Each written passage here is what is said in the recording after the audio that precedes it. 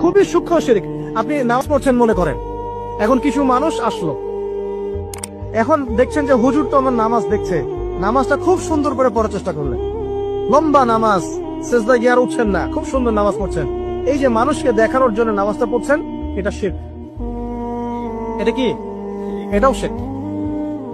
এই যে গণক বসে আছে রাস্তার পাশে, দেখবেন টিয়া পাখি নিয়ে, তারপরে যে কাগজ নিয়ে, আসেন ভাই ভাগ্য পরীক্ষা করে দেই।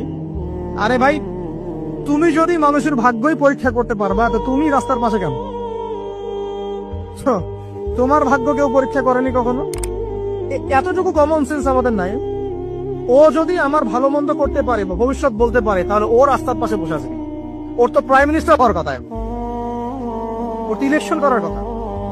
তো দেখেন, এই যে ওখানে গিয়ে আমরা কি করি, ভাই আমার হাতটা দেখে দেন, ভাই আমার অতীত বলে দেন, ভবিষ্যৎ বলে দেন, এবং এগুলো দিন দিন বাড়ছে। কিন্তু এই রাশিফল, কবিরাজি, গণকি, এগুলো দিন দিন বাড়ছে। এবং আমি লক্ষ্য করছি দিন দিন আরেকটা জিনিসও বাড়ছে, সেটা হলো জাদুবিদ্যার চর্চা করা। এবং গ্রামে গঞ্জে কুফুরি বাড়ছে না?